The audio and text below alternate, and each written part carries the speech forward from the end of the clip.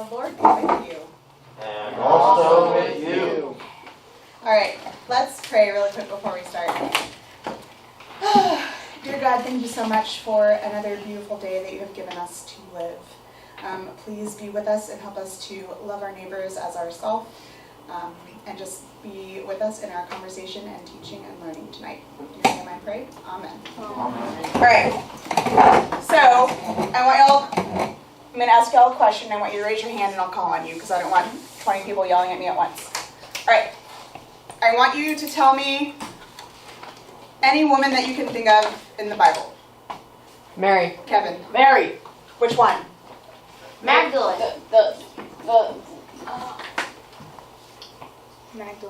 Magdalene? Okay. Okay. Jake. And I don't know how to spell this. Nah, I think that's right. The old lady in the coins. What's her name?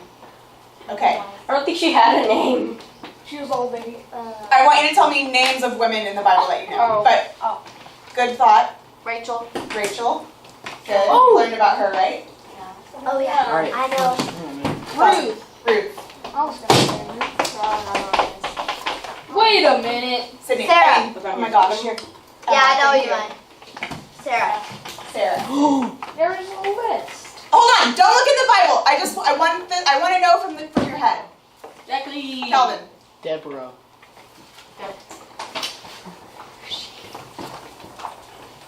Isn't it like Rahab or whatever? Rahab? Yes. Rahab, whatever it's That's called. a girl's name? I thought that was a guy's name. No, Rahab is a girl. Jake. I thought that was a random thing. Esther. Esther. Hey, you stole mine. I got you looked. Shut up. Who else? Isn't that it? You can't. You can't answer, Pastor Casey. Lol. Any other women? Sorry, that's all on the Jake. paper. I know, right? I was going to Sarah, but she's up there. Yeah, you could have looked on your paper. That's true. Oh, I know. Yes. Here, the Mary that gave birth to Jesus. Thank you. And Oh, I thought that was the same. We'll name her grandmother.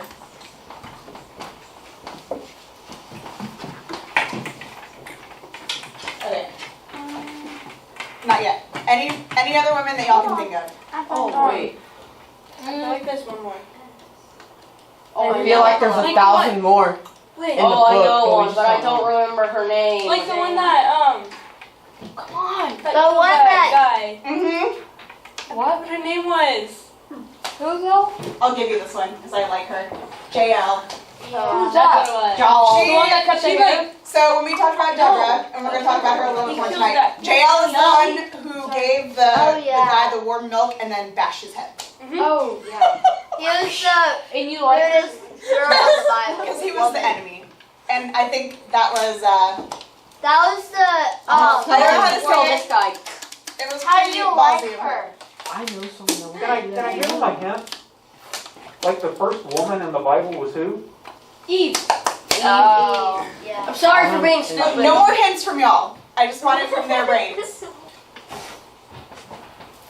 Oh, I know. Doesn't that go for you too? One more hint for you. Did I give you? Oh, I know. I just like JL. Okay, Kevin. Wasn't there one like named Jean or something? Or am I stupid? Jenny. You're not stupid. Wait, There isn't there was like an Esther? no or whatever? Jean. I got that one. You're welcome. Oh, Esther. No. There's no Jean in the Bible that I know of. Ruth. Jean is like a more modern name. Jean. Jeans. No. Those also do not exist. Delilah. Oh, good. Hey, if we just start saying Delilah. What? Could we say random Yeah, names? Sal. Do you think they'd be in the Bible? No.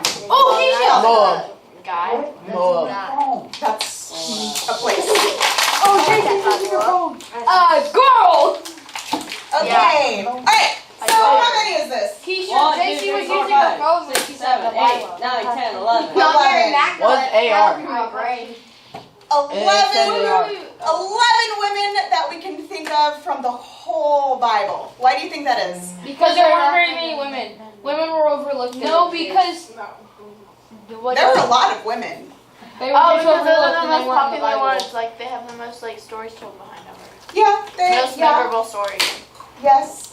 Why do you think that they've got stories told about them? Because they're They all did something like They're big. special. Not all of them. There were many. Some of them did big things. Well, I Special. mean, Mary, the mother of Jesus, did something pretty big. Well, actually, the pretty big thing was Jesus himself. Having a baby, well, that was actually. Well, anyway, I'm not Because gonna. they teach that It was is a a big- big. Yeah, having the baby, wasn't she like really old? No. That was a different woman. Sarah. Alright, Oh, wait. So- I have one though. yes. Sarai.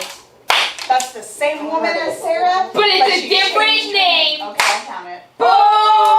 Did she say name different women in the Bible? That'll be a 0.5. Yes! Okay, we have 11.5. Good Good job, guys. Alright, That's impossible. So we have half of I them. get We chopped the Yes. woman in half. there are, without me even asking, there are Sarah. more than 11 books of the Bible named after men. Yes, Casey? Oh, no, I thought you were gonna ask for Samuel. more women. Oh, John. no. We're gonna talk about some of them. Oh, Jesus. Chloe. Chloe. I know one. Chloe. Chloe. I I don't know who that is. Chloe. I got Chloe. That was So, And Priscilla. Priscilla. today. Oh, Priscilla. Okay. I don't know who that is either. Thank you, Pastor Casey. But that was not from y'all's brains. Yes, it Oh, was. it It's so was. already. I wanted got to it. know. Our brains heard it. I wanted to know who y'all could remember. Tonight, we are going to focus on a couple of women in the Old Testament. But before we do that, we're going to talk about a few things, how women were seen back then. Weren't they overlooked? We'll talk about it. Hold on. She doesn't know how to work the machine. Miss Keisha, do you need one of us to teach you? It was working just a second ago. She's working her glasses down. Is it on? Yeah, it's on. Are you sure you don't need to watch? Hey, move this further. She got the librarian look on. I know. Wait. It's because I probably need bifocals, but I don't want to get them. Oh. It was working just a second Did you ago. get contacts, Keisha? I have contacts. Well, She looks like a librarian with hot pink shoes. I don't know what she's wearing. Stop. yay! Oh! Oh, Hey! Okay. oh God, oh no. What was that? Yeah! All right. Oh my gosh, Keisha. What was that? Will you hit that? Wait, we're supposed to check. What? Can you move the whiteboard, please? Yeah, So- so much appreciated. Do you want this? Yes, I'll move the whiteboard.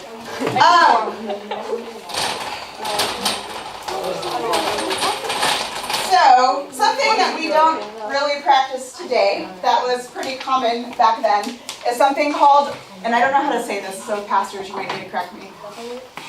So, Levi was one of the 12 sons, right? And so I would say Levirate, I don't know. It was a kind of marriage in the Bible that we're going to talk about, and it talks about it in a lot of places, but especially Deuteronomy 25. Somebody read that for me, please. Dawson. The customs of a man's brother marrying his widow protected the rights of a Deceased, deceased husband by ensuring on an heir. an heir to carry on his name.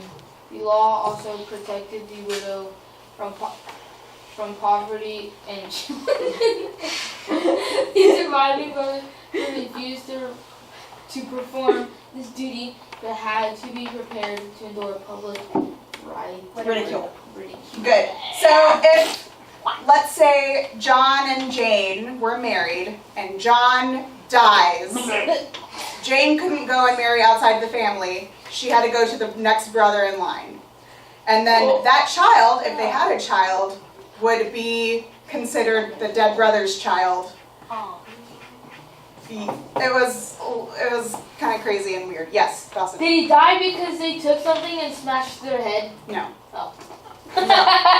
John and Jane are just two random people that I thought of. But this happened a lot back then. People died a lot. They still do. Did they just go, I want to die? No, I mean, they didn't have the kind of like healthcare that we have today, and so a lot of people died early. Like, But aren't there still people that live to be like Yes. 100 something years old? Yes, there are. Yeah, so this is a kind of marriage that happened a lot, and it's a little bit messed up. Girls, how would you feel if you married somebody and then they died and then you had to marry their brother? that's disgusting. Like if you married Yeah. Austin, then you have I can see that my happening. brother's like 5 years old. Yeah. Anyway, I can see that step happening. down. Keisha. Broke again. Didn't I can see that happening. Keisha. yeah. Didn't a lot of people die like if they had Is children it bad that that- when they like went to give birth at the hospital? Is it Like, bad they that had the infection? Yes, because they didn't have hospitals. Is Wait, it- what if the wife dies? is it bad that I can see that happening? What? Alright. So marriage today is like one person and another person. That's usually what it is. You don't see a whole lot of people like marrying 3 wives anymore. Is that even legal? Sometimes it's Like, not while really. they're all 3 still alive? Yeah, while they're all 3 still alive. That's called polygamy. When you have more than one Can you not see? married partner. So we're gonna go over this really quick. Man plus woman, that is a nuclear family. That's what you usually think about when somebody gets married and has babies, okay? Wives are subordinate to their husbands. That means husbands are in command of their wives. This is back then in the Bible. Interfaith marriages were forbidden. So usually, like, the Jewish people didn't marry outside of the Jewish faith. Otherwise, They died. no, they didn't die. It was just very complicated. Marriages were generally arranged and not based on romantic love. Sorry.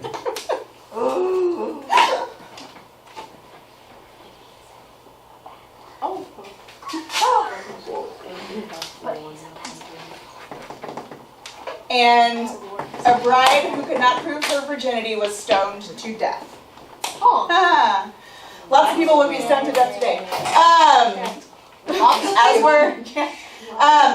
So if you have sex out of marriage and you can't prove that you're a virgin, they killed you.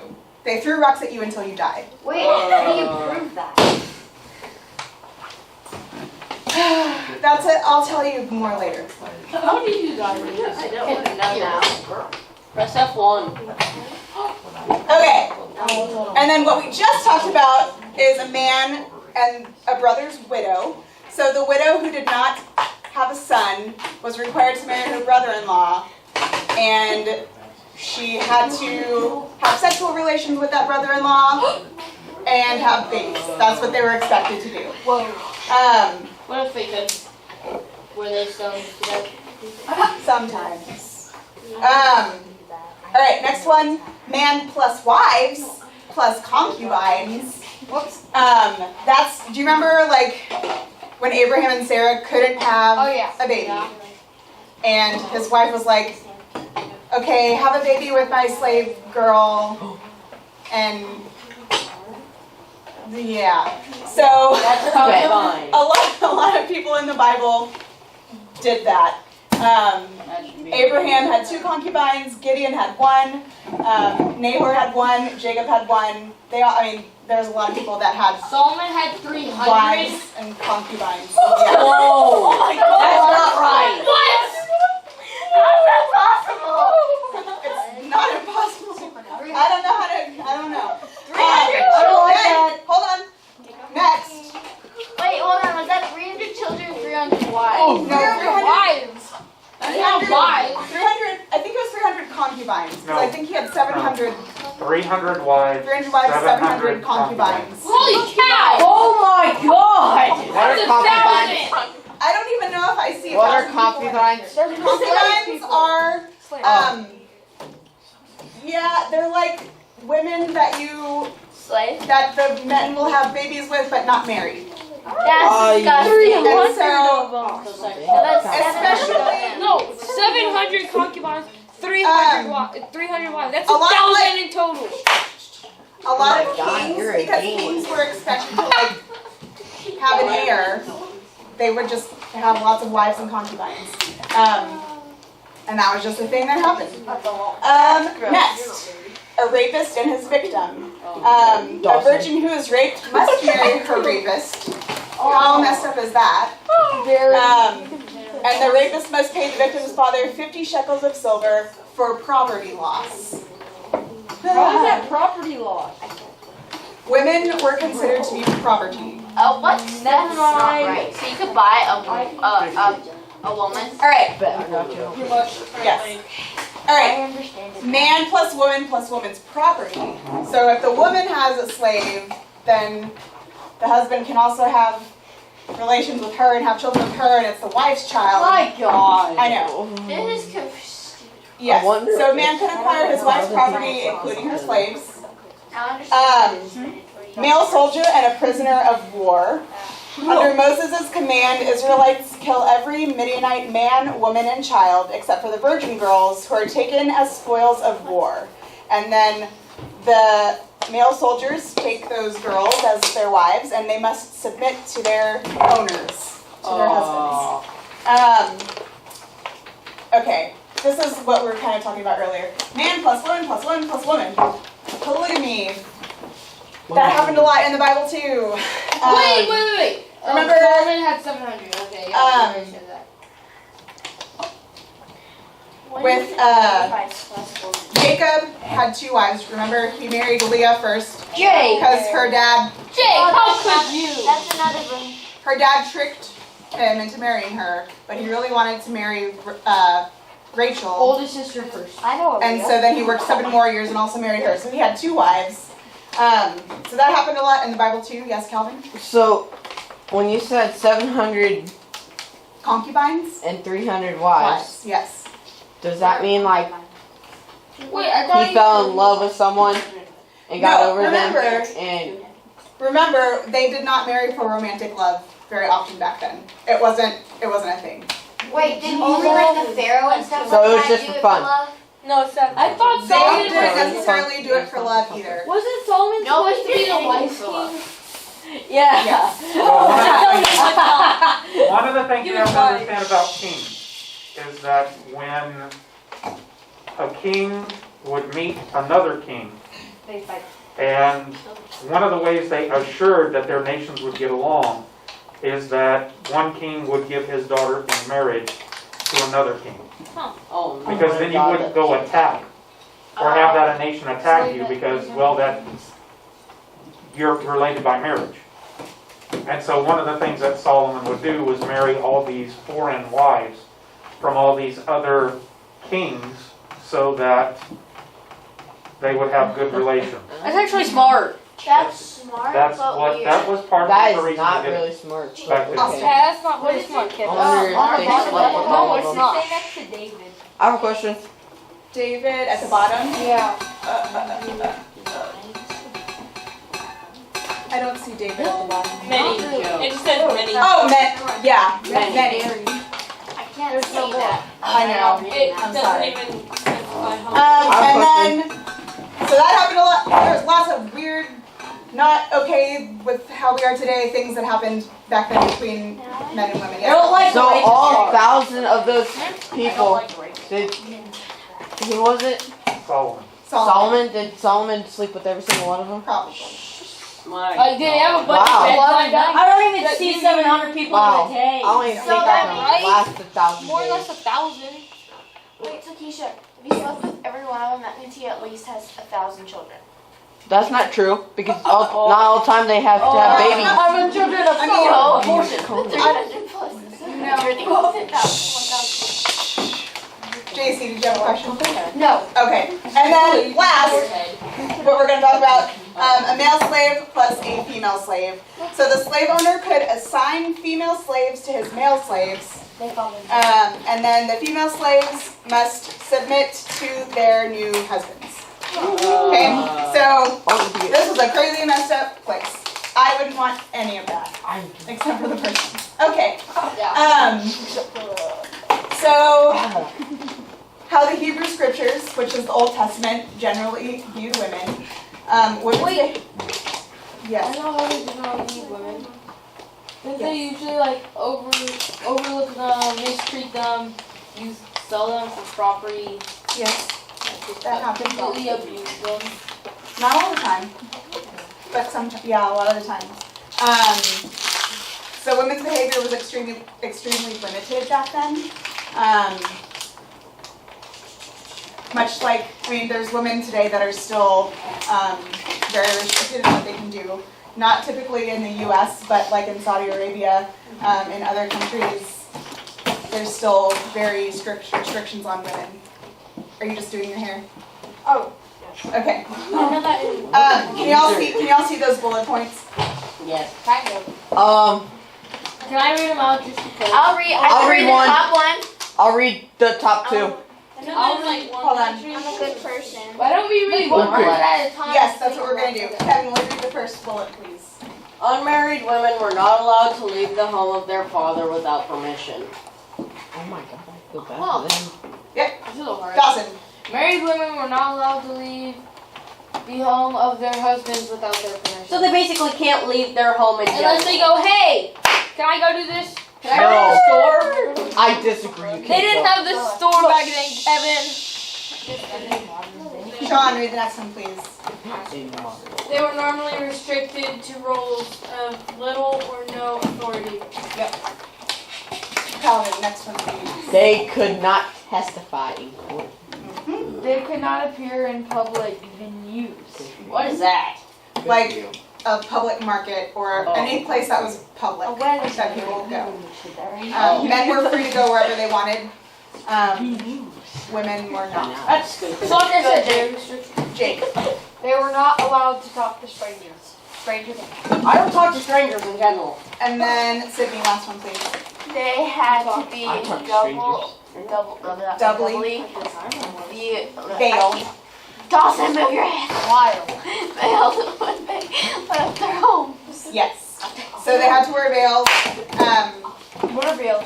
Veil. It's like a. It's the thing when you get married to a girl. The girl's White married. thing that No, it's not like that. It's like a face covering. It's like a head covering. That would be useful for today. I'm pretty sure that thing. Is that the people that that- rule still applies. It wasn't to prevent COVID. Oh. It was the like I said, it was about here. What girl? So there are still some Muslim women that do wear head coverings. Some of them do it by choice. Others not. Can I read? Sure. So just giving you an overview of kind of how women were seen and treated back then. Oh, you put it. You're the one. Ah! You're the one that put it back. Okay, so I'm gonna read this first part. So there was a pastor, a reverend, who did some research and went through the whole entire Bible and listed how many times women spoke and which women were named. That's a lot. Her name was Reverend Lindsay Hardin Freeman, and she's an Episcopal priest. And she went through the NRSV, the New Revised Standard Version, which is the translation that we have here. Oops, oh no. Okay, bullets. Emma, read the No, I first said one, off. please. There are 93 women who speak in the Bible. Good. Kirsten, will you read the next bullet, please? Which one is it? 49. Can you see that? wine. 49. Oh, 49 of whom are named. Good. So 49 of the 93 women who spoke in the Bible were named. Y'all did pretty good with 11 of them. JC, will you read the next bullet, please? These women speak a total of 14,056 words collectively, roughly 1.1% of the total words in the Holy Book. Let me do my math. That And is all. Kevin, will you read that last bullet, please? There are 1,717. There are 1,770 men named in the Bible. So just some facts there. So the stories that are in the Bible about women are important, okay? Because women weren't typically respected. They couldn't appear in court. They couldn't do a lot of things. God, And so we just even when they're written about or named, it's very important. And very short. Can we write right? these on the board? Aren't they usually very short? So there were women like this, Esther. People associate with her with being courageous. Deborah with being strong. Which Mary? I'm definitely. Mary the mother with being obedient. Hannah persistent. How is Hannah persistent? Yeah. I don't remember Hannah. Yeah, maybe. She was the mother of Samuel. And we're not going to talk about her today. Why? Because those other ones we're going to talk about. And then Ruth, loyalty. But there were also Jezebel. some not so great women in the Bible too. Just like there were probably not so great men, Jezebel, the idiot. but also great men in the Bible. Delilah was very deceptive. She's the one that told Samson to cut, or she cut Samson's hair and then he lost his strength. Jezebel was very wicked. What did she do? She's the one that tried to kill everyone. Yeah. I mean, it happens a lot. Athalia was treacherous. Herodias was very scheming. I don't know what that is. So Herodias was the wife of Herod, and she essentially had John the Baptist's head chopped off and put on a plate. What about Athalia? Because I've never heard of that. I like Delilah. She's not a super big one in the Bible, but where she was a queen, but didn't do things correctly in the eyes of God. Delilah So- sounds like such a queen. Oh, right? Stories matter. Just because there are fewer women. Shh. Girls especially, listen. Okay? It's because even still today, some of these issues are going on. May not be millionaires. So just because there are fewer women named in the Bible doesn't mean that they're less important. It doesn't mean that, yes, Dawson. Since there's less women in the Bible, doesn't that mean they should be more important? Since they're less, and they normally have bigger roles than some of the men. Sometimes and sometimes not. I mean, I think everybody's role was different. I don't think anyone's was really greater than the other, but each had a purpose and each led to different things. Each name is included for a purpose. And without many of these women, we would not have a Messiah, which is Jesus. A lot of the women that are named in the Bible were in Jesus's bloodline, and we'll talk a little bit more about that too. And eventually it gets to Mary and Joseph and Jesus. I think Mary was the most important. Some people say that. More than mine. Okay. Can y'all see that? Yes. All right. Stories help shake it. Why stories matter? Dawson, read the first one, please. Stories are universal. Good. What? So they're stories are everywhere. Oh, okay. It's not just one thing that's specific to a certain group of people. Sean, read the next one, please. Stories help us understand our place in the world. Good. Austin, read the next one, please. Stories help us learn how to act wisely.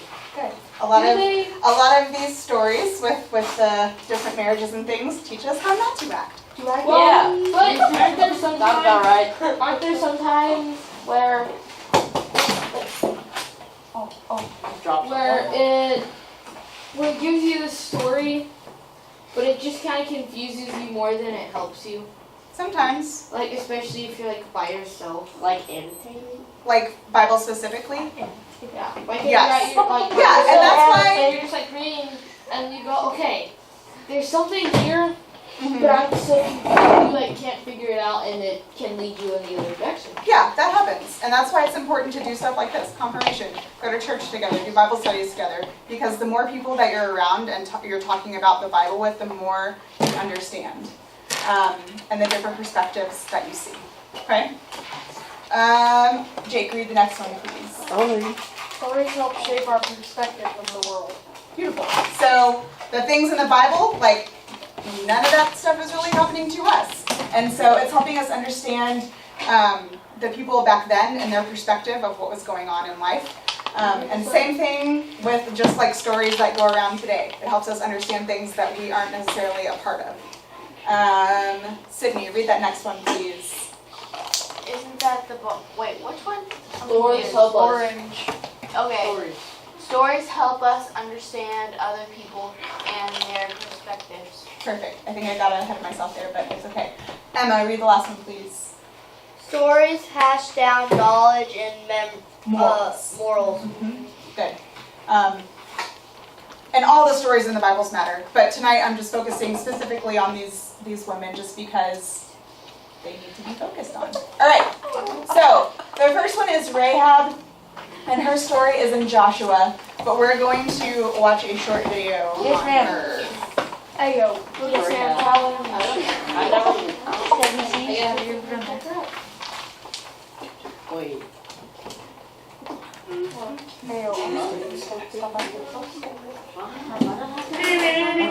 Minecraft! Nope. Play Minecraft. No, but you have to download Hey, yo, it, we you can have make to a pull it line. up, you have to get the mouse and stuff out. You have to We brought a different computer in here, so we're still kind of.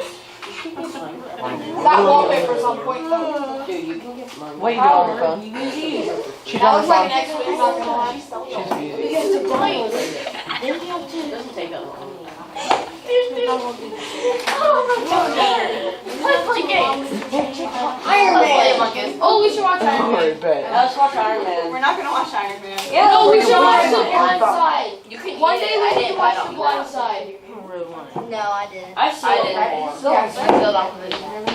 Keisha, Yep. one day for like Christmas or something, we need to watch The Blind Side. No, we need to watch Aquaman. Yeah, she was. It's not even that good, not gonna lie. I just like the part where they blow the whistle and he's still going and he's still going. Okay. And they're like blowing and blowing and they go and like chunks him. Yeah, that's my favorite part. And then all the coaches are like, you gotta check these dude out. And they just keep blowing it over and over. It makes me laugh. You know the part that makes me laugh off? My face, I know. The car wreck. Oh, I'm just kidding, that part's not funny. I don't remember it. Kevin. I only remember it like not even half.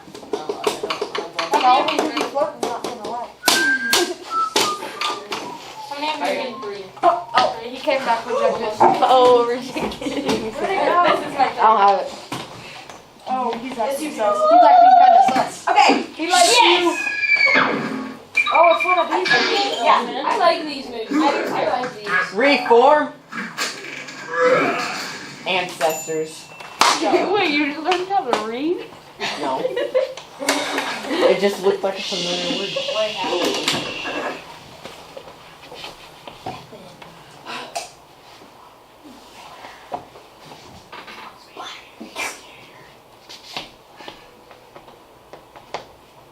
Historic Jericho, a beautiful modern city that some say was one of the first cities to have, amongst other things, walls. Yes, Jericho was quite the metropolis. There was just one problem. The city planners of Jericho failed to fully research the records of ownership for this particular piece of real estate. This land had been promised to the descendants of one Abraham by none other than the Almighty God. Morning! I couldn't help but notice that, well, I think that you might be cutting into my property line there. So... No, I'd say I'm about a cubit shy, actually. After hundreds of years, this dispute was finally coming to a head, and caught right in the middle of it was this woman, Rahab.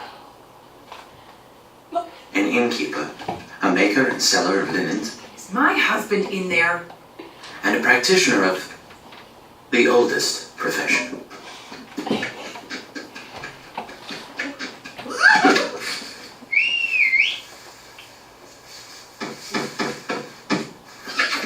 Hero to the Israelites. Only she had never met one. Greetings. Until just then. And Though welcoming strangers was her business, these were out-of-towners that no innkeeper would want to meet.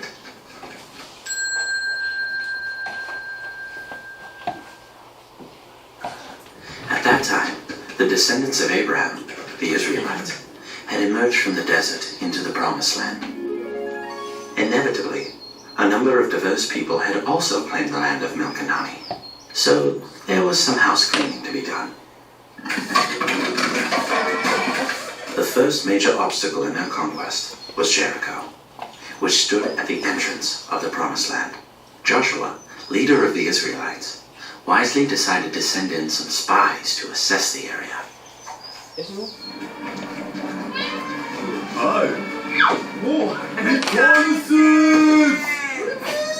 Somehow, word had gotten out about the spies.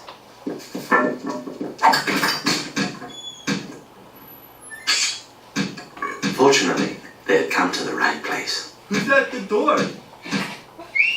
You gonna get that?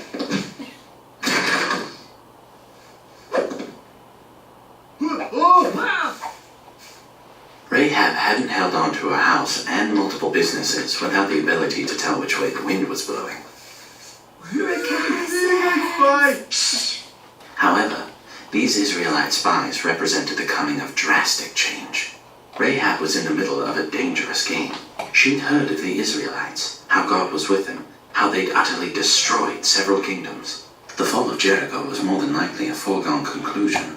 It was clear who she should side with, but could they be trusted? Would they honor an agreement with someone of her status, or would they only use her? Despite these lingering doubts, she decided to trust them and their God.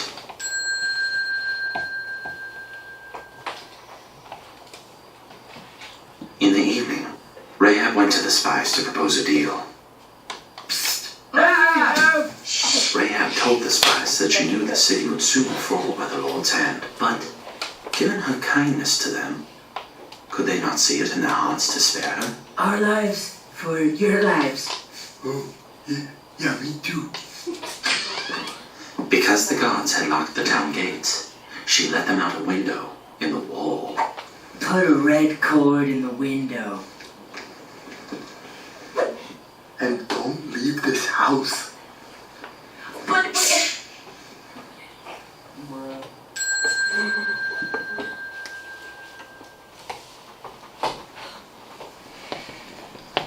After hiding in the hills for 3 days, they returned to Joshua, saying they had it on good authority, having meticulously studied the underside of some flax, hid out in some caves near the city, and talked to some very reliable sources that the Jerichoans were quaking in their boots.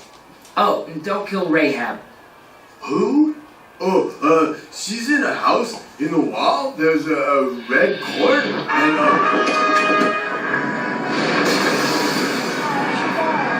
oh, darn. Oh, darn.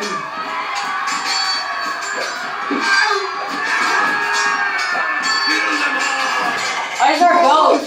Wait, hold up. Hold everything. Time out. The guy in the bag. Rahab! Quick, gather your father, your mother, your brothers, your turtles, and all of your groceries. What about my sisters? You have sisters? So, Rahab helped the Israelite spies, and God rewarded her by saving her and her family. One of the few Canaanite families allowed to live amongst the Israelites. One might be surprised to know that God called upon the faith of a prostitute to help bring down the walls of Jericho. What may be even more surprising is that faith also brought about a line of her descendants that includes several Israelite kings, and a certain gentleman who was also known for bringing down walls. Metaphorically, of course.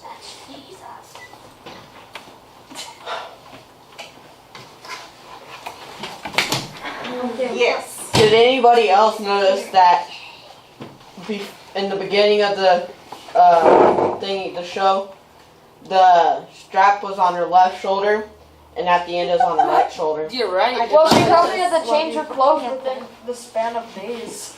Duh. All right. So that was And she also That was a quick rehashing of Rahab. Will you turn that light on? And that is called niggling. Huh? Film people who discover, like, you're wearing in one scene one thing and another scene another, and they change those. They're called nigglers. Nigglers. They cut out, they find little mistakes just like that. Good job. All right.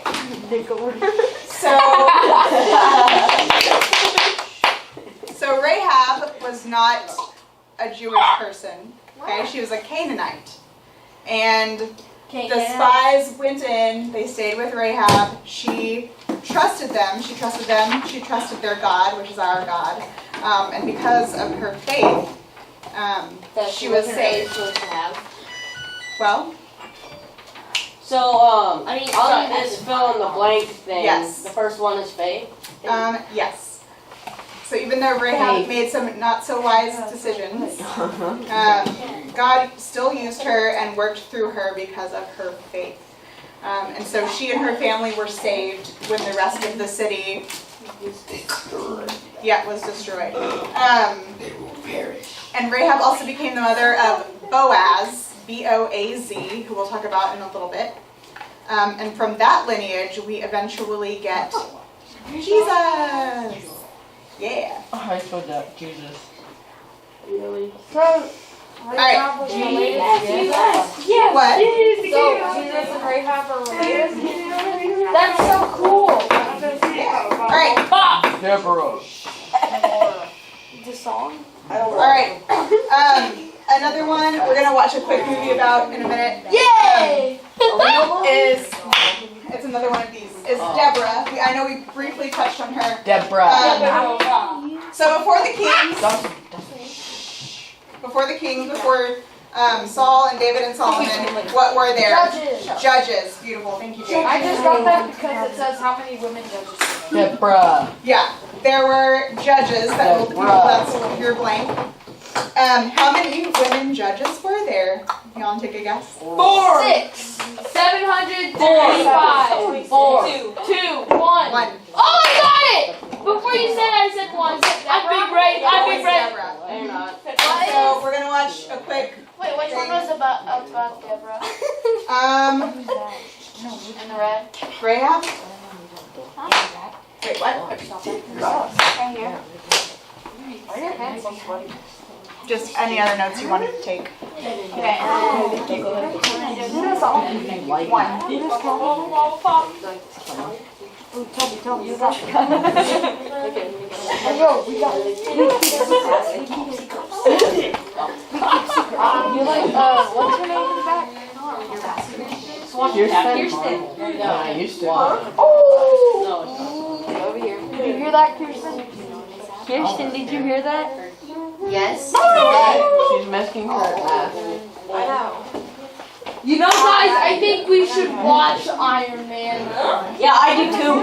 Let's watch some Iron Man or We could, but you know what? We're gonna watch about Deborah. Hey, that's even better. Totally. Why do you want it so bad? And I like these films that we use because there's a lot of information in them, and it's not as boring as other movies get. When do we get a break together? After this.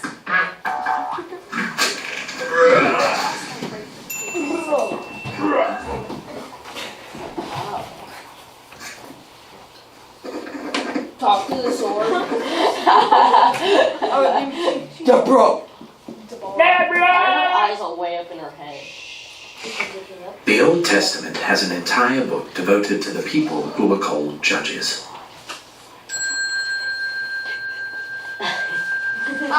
The Israelites expected a lot from their judges, for they led the tribes in the golden days of Israel, before kings came along and muddled things up. The most famous judge in the Old Testament, of course, is Samson. Samson slew 1,000 Philistines using nothing but the jawbone of a donkey. Bam. Then there was Gideon, who defeated the Midianites by blowing 300 trumpets. Okay. A 1, a 2, a 1, 2, 3. It looks like me. Then there was the only woman ever to be called a judge. Deborah. She is. Deborah Deborah was called by her people Man. the mother of Israel. That's a bit much. Of course, what Deborah is possibly best known for is the Song of Deborah. We're not doing the song. Deborah sat wisely beneath the palm tree that bore her name, prophesying, settling disputes, and passing judgment. How I can sit wisely is beyond me. Men. At that time, the Israelites had been oppressed for 20 years by the Canaanite king and his most vicious commander, That sounds like Sisera. Dawson. Sisera commanded 900 chariots of iron and was assumed to be undefeatable. This is the story with JL in it. Oh. Yeah. One day, Deborah summoned the Israelite commander, Barak. Deborah explained to Barak that the Lord was ready to deliver Israel from the Canaanite king. She commanded him to muster 10,000 troops to meet Sisera on the battlefield. Barak was less than enthused. Deborah reiterated that it wasn't her idea, but God's. Barak told Deborah he might consider mustering the troops and going to war if she went with him. What in the world? Okay, but this battle won't bring you glory, for the Lord will deliver Sisera into the hands of a woman. Huh? Deborah was confused. How could Barak not believe a woman would destroy Sisera when he refused to go into battle without a woman by his side? She considered pointing this out, but Men. she decided they had more important things to do.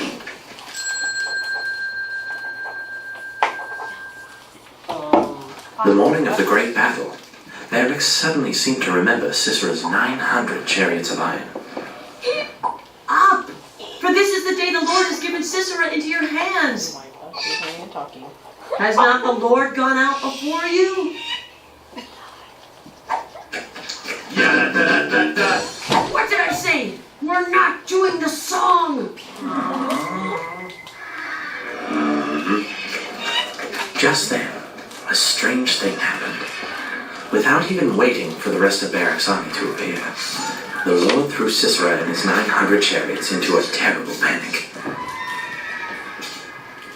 Did I not say the Lord has gone out before you? Scholars differ on exactly what sort of panic the Lord visited on Sisera. Some say it was hailstones.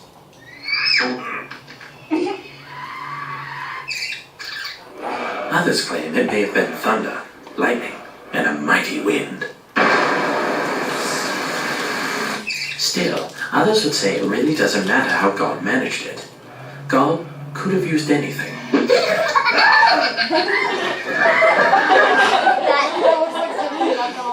Go after him! Or you.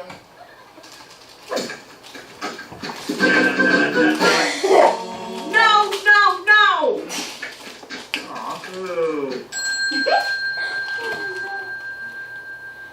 Sisera ran from the battlefield through the land of Heber, the Canaanite. Though Heber was descended from the family of Moses, he and all his people had made peace with the Canaanite king.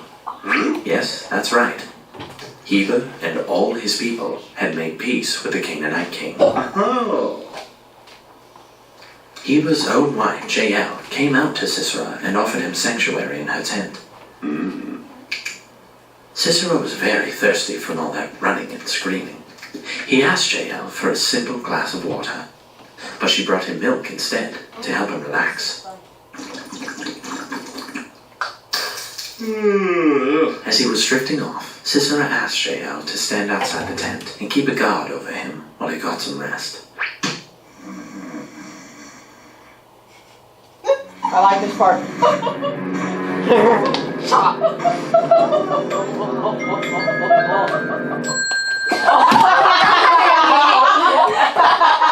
Barak stopped, shocked to see his fiercest foe defeated by a woman. But didn't I warn you? The The Lord will deliver Sisera into the hands of a woman. Prophesy, sister. This great victory was immortalized in the Old Testament with a lovely poem called the Song of Deborah. The Song of Deborah. The Song of Deborah. Okay, all right. Kick it, kids. Oh my god.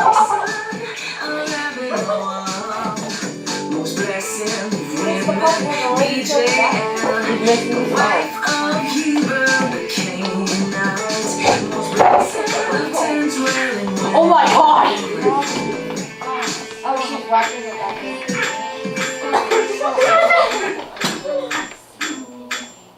She's pretending the ground is the head. Sorry.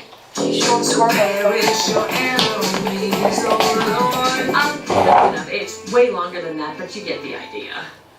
And so, thanks to Deborah and Jael, She sat the wisely land of Israel had peace for 40 years. Yee, then it's my turn. What's the 50? Not gonna lie. Men. Oh man. That's offensive.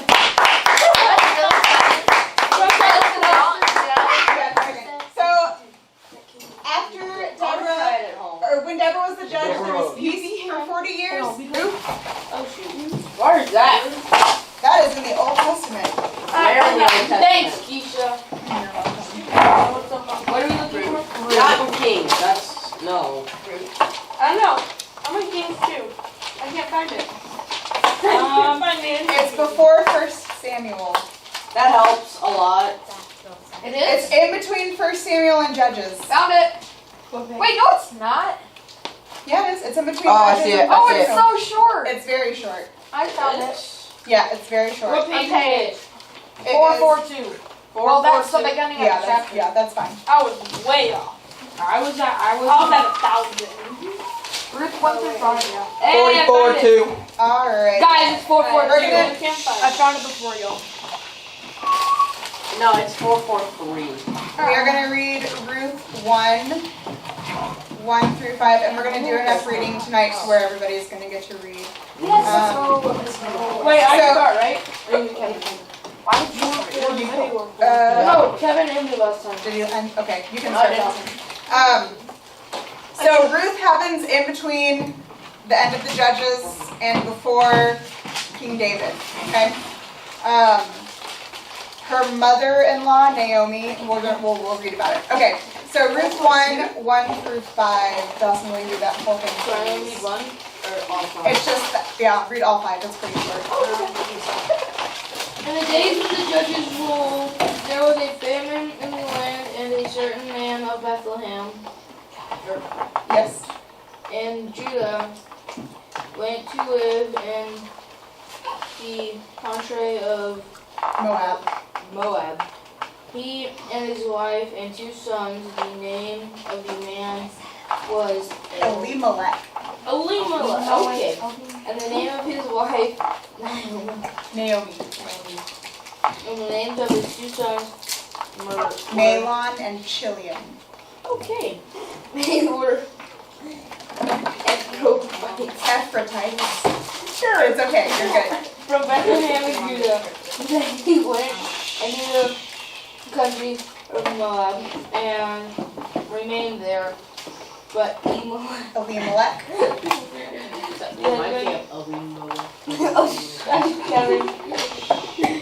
Naomi died, and she was left with her 2 sons. These took Moabite's wives. The name of the one was Orpha. Okay. And the name of the other was Ruth. When they had lived there about 10 years, both Malon and Chilion also died, so that the woman was left without her 2 sons and her husbands. Okay, so remember that Levi 8 law that we talked about earlier? If a brother died, the wife would go to the next brother. Well, they were all dead.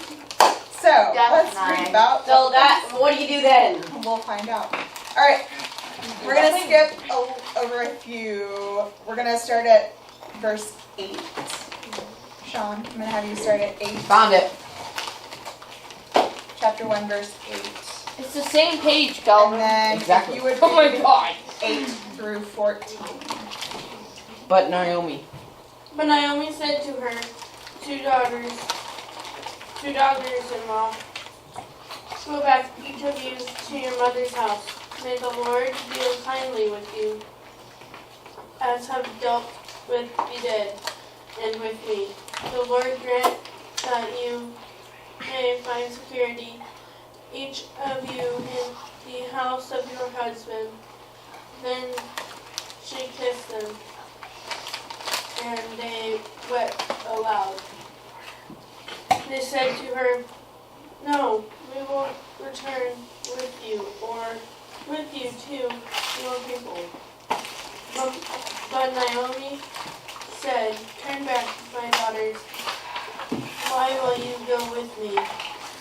Do I still have sons in my womb that they may become your husbands? Turn back, my daughters, go your way, for I am too old to have a husband.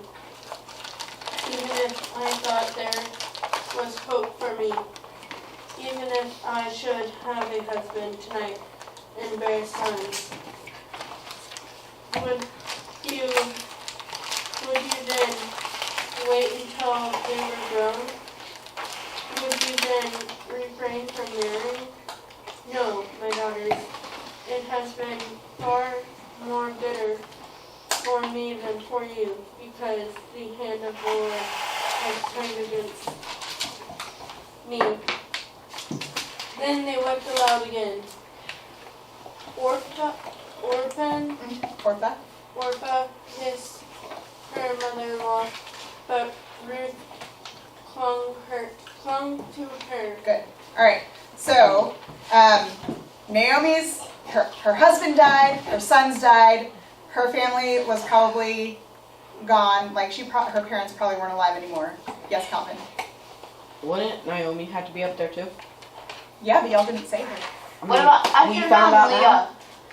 Huh? I should have known Leah. Leah. Why wouldn't Can I read next? Sure. So at this point, Naomi is a widow, and there's not a whole lot of options left for her. But her two daughters-in-law, Orpah and Ruth, she's telling them to go back to their families, and hopefully they can get a husband somewhere else. So that's what's happening. Jake, will you read 15 through 19? So do I read 19? Or Yeah, read 19. Yes, sir. So she said, see, your sister-in-law has gone back to her people and to her gods. Return after your sister-in-law. But Ruth said, do not press me to leave you, or turn back from following me. Where you go, I will go. Where you lodge, I will lodge. Your people shall be my people, and your God, my God. Where you die, I will die, and there will I be buried. Those smell like cremated. Don't be again. May the Lord do best, and so to me, and more as well. Even if death parts me from you. When Naomi saw that she was determined to go with her, she said no more to her. So the two of them went on until they came to Bethlehem. When they came to Bethlehem, the whole town was stirred because of them. And the woman said, is this Naomi? Good. Alright, so Orpah went back home to her family, but Ruth stayed with Naomi and went back with her to Jerusalem where she was from. Alright, we're going to skip ahead a little bit to Ruth 2. I have a question. I found the page. What does gleaning mean? We'll talk about that. Okay, guys, the page is 444. It might take you a little while to get there. Thank you. Alright. I'm on like 1,000. Alright. Austin, will you read Ruth 2, 1 through 4, please? Yes.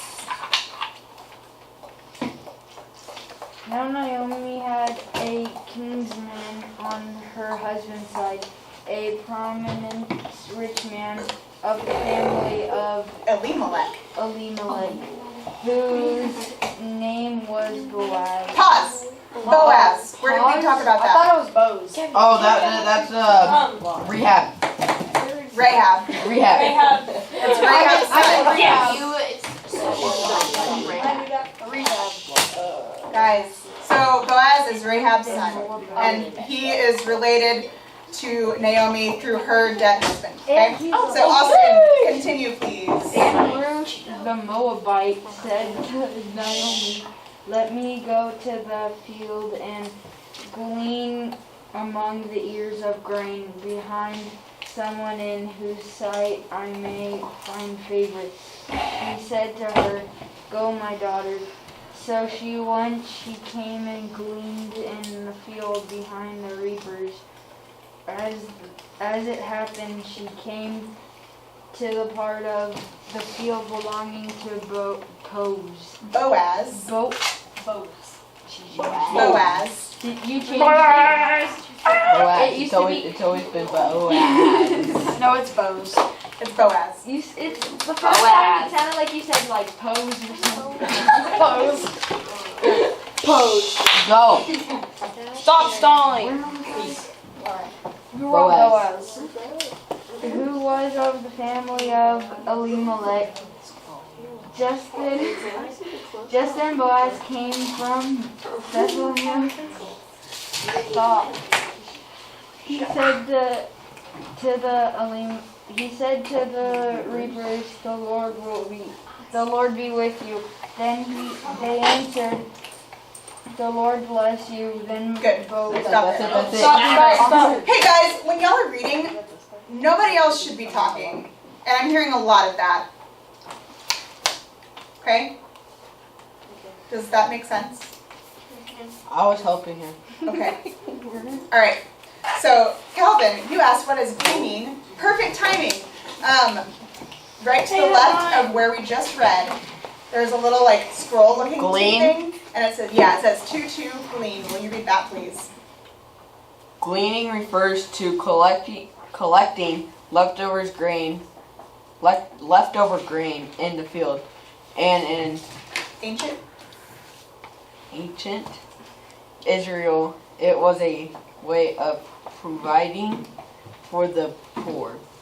You don't have to read that part. See 11, 19, 9, 10, 23, 22. So pretty much. Duet 24, 21. Gleaning was part of the Israel legal welfare system. Good job. So, Just collecting grain. we sort of. So, today, if people need help, like from the government, they might have food stamps or different things like that. Back then, gleaning was part of how they kept the poor, how they helped the poor people. The widows, which Naomi was, and Ruth. But Naomi was not able to. Wait, Ruth was a widow? I thought a widow was after your husband died. Yeah. Naomi's husband died. And then her two sons died, remember? And they were married to Orpah and Ruth. You said Ruth wasn't. Yeah, she's a widow. Married to Orpah and Ruth. They are a widow now. They're all, both of them are widows. The three widows. And remember, Naomi had no family to go back to. Okay? That's so sad. Well, it's life. But whenever the reapers would get the grain from the fields, they would leave like the edges for the poor people to come and pick grain from. Okay, that's what gleaning is. So was there like not a lot there? I mean, it wasn't the best grain. Yeah, it wasn't the best grain, but they left it there for them to pick from. Hey, grain is grain. How you spell leaving? So gleaning is like picking up the leftover wheat, basically. What do we do for Ruth? Like where it says Ruth is a story between the end of like. You don't do anything except what is gleaning. It's not a question. Yeah, that's not a question. That's just a statement. So do we answer what is gleaning? Yes. And then have some more after that. All right. Don't worry about those questions on the back yet. we are going to watch our last video for tonight. No! I must savor My voice cracked. That's bad. I must savor the next time. Okay, well, you got it. That's what I was telling you. About time. Good job, good job, good job. Ruth.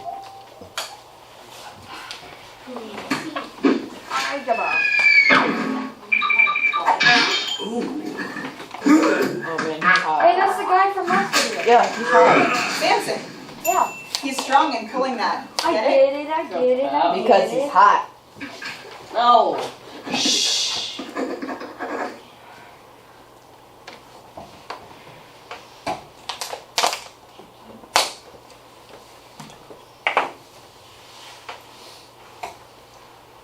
When Ruth first met Naomi, she was surrounded by a family filled with grief.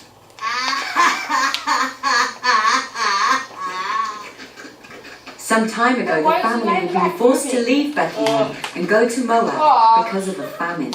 And then Naomi's husband, Elimelech, somehow died. Naomi did not take it very well. But years passed, and her sons Marlon and Gideon both married Moabite women, Ruth and Orpah. But then the brothers died. Also under unknown circumstances. After this, the three women lived together in Moab, until one day they were told that the famine in Judah was over. Given her present circumstances, Naomi supposed there was nothing better to do than return home. She began packing immediately.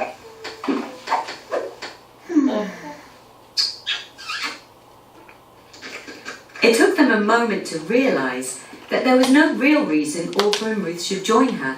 In fact, it was ill-advised. Under Jewish law, they'd be required to marry their dead husbands' brothers. But since their dead husbands were one another's brothers, things could get rather complicated. Naomi encouraged Orpah and Ruth to remain in Moab, as there was no real future for them in Bethlehem. Orpah chose to stay in Moab.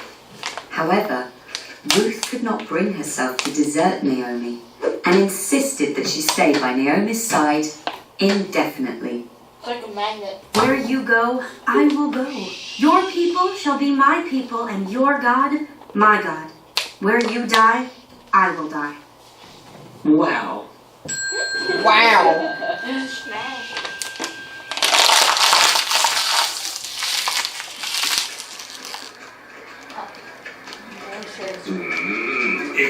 As a Moabite woman, the welcome that Ruth received in Bethlehem lacked a certain luster. Any joy in Naomi's homecoming was cut short by the realization that they were now two destitute widows, with no way to support themselves. Ruth, realizing the gravity of their situation, asked if she could glean the fields, which in those days was how many of the poor survived, by following behind harvesting farmers and gathering leftover grain. These particular fields were owned by a man named Boaz. Boaz was a religious man, a rich man, a generous man, a smart man. Well, at least that's how he thought of himself. The Lord be with you. No matter what Ruth thought of him personally, he did offer her protection and safety. He took pity on this hard-working foreign girl. Ruth found his displays quite endearing, if not a bit amusing.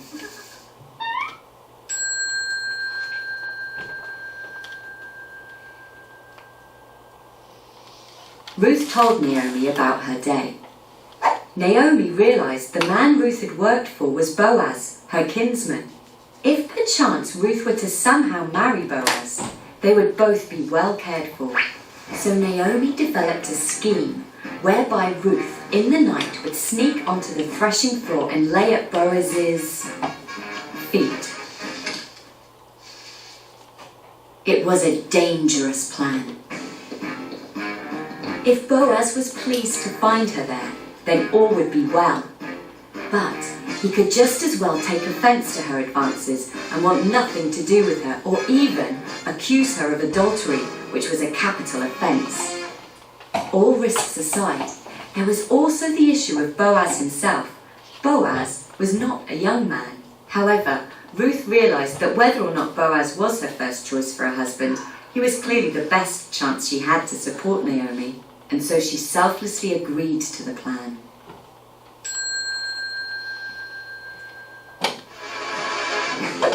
Ruth's first obstacle was to get past a man who referred to himself as the guard of the threshing floor.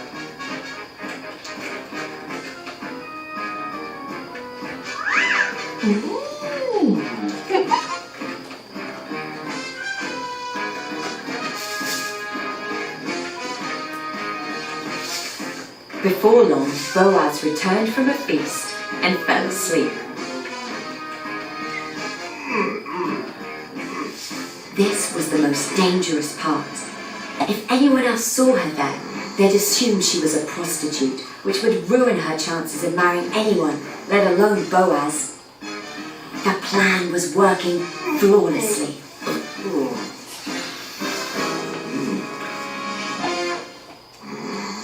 Having succeeded, it was unclear to Ruth as to how exactly laying at Boaz's feet was going to lead to marriage. Ruth decided that whatever was going to happen, she might as well get on with it. Boaz couldn't tell who it was in the dark, but was glad to learn it was Ruth. As Ruth and Boaz spoke through the night, Ruth realised that Boaz, while a bit eccentric, was indeed a good man. I like you, Ruth. I like you too. There was one little matter, however. One kinsman stood ahead of Boaz in the line to inherit Ruth. Boaz pledged to deal with the matter.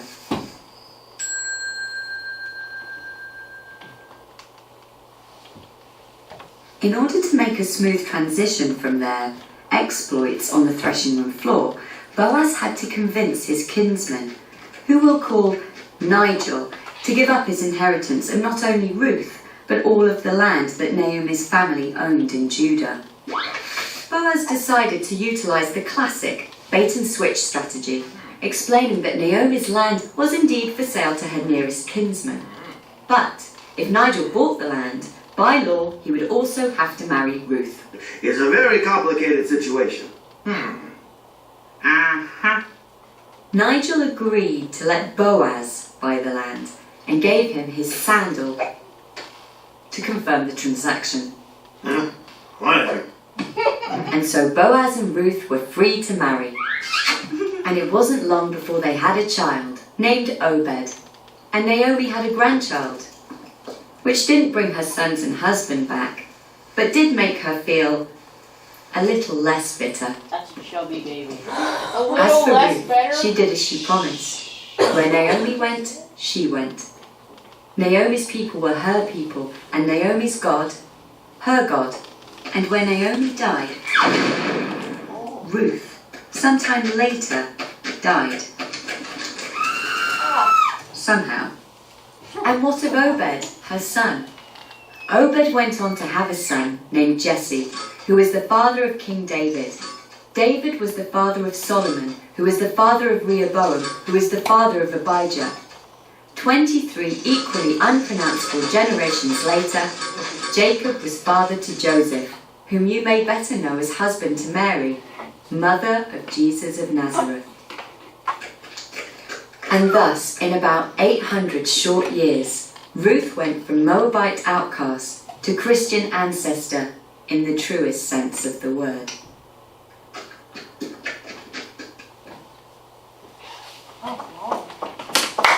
Wait, Keisha. Yeah. So, like, how was the lady the grandmother if they technically, like, weren't, like, they just got married? Like, the son and the wife got married, and then, how is that her grandfather if they didn't, like, get married?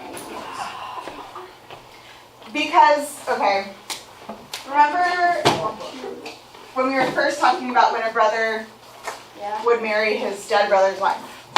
And then if they had a son, it was considered the dead brother's wife. Right? Okay, so since Ruth stayed with Naomi, and then Ruth married Boaz, who was related to Naomi through Elimelech.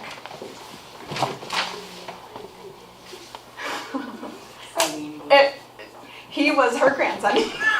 It's very complicated. That's gross. And complicated. Don't like it. So that's Ruth. And so Ruth is another woman in the line that leads to Jesus. I know. All right, so the rest of the questions. So ordinary people can change the course of history by acting out of loyalty and love. So Ruth was very loyal to Naomi. She loved her and she stuck with her. Okay. What? Loyalty and love. Ruth also demonstrates that God's love is big enough to include outsiders, like the foreigner Ruth. I don't know if you caught it when we were talking earlier, but a lot of times, like, Jewish people didn't marry outside of other Jewish people. And so Ruth being from Moab, being a Moabite, was a big deal. So she was an outsider, but she still was part of God's family. Okay? What time is it? 56. Dang it. Okay. There's one other one. I wanted to talk about Esther because she's the other woman that a book in the Bible was named after. Yes. Is it Esther or Esther? Esther. Okay. What? I say Esther. How's it supposed to be said? Esther. Outsider. Esther. Esther? Yeah, I do know that. But it sounds like Esther. So, okay, I'm gonna go over the story of Esther really quickly. All right, so Esther was a Jew, and she was very young and beautiful, and lots of people liked her. There was a king who was not a Jew, and he was looking for a wife, and so Esther went to the, it's like, I can't remember what it's called, but it's where all the concubines are, and then the king had to pick a wife out of all of the concubines, okay? And so, There's 700 concubines. it's not him. It was a different king. Did he have a lot of concubines though? Yes. Like 500? But, so Esther became the queen. She ended up becoming the queen. One of the guys in the king's close circle of people wanted to kill the Jewish people because they wouldn't bow down to them when they would walk through the city. They would only bow to God. Is this making sense so far? Yep. Okay. And so he was like, those people, they are not bowing down to me. They're not bowing down to the king, so they need to die. Isn't one way how they did it? It's just they hang you from a rope, or they use the thing where a huge metal plate stuck down and it goes. They scalp you. That was later on. That was in the Roman 1700s. Yeah. No. Indian.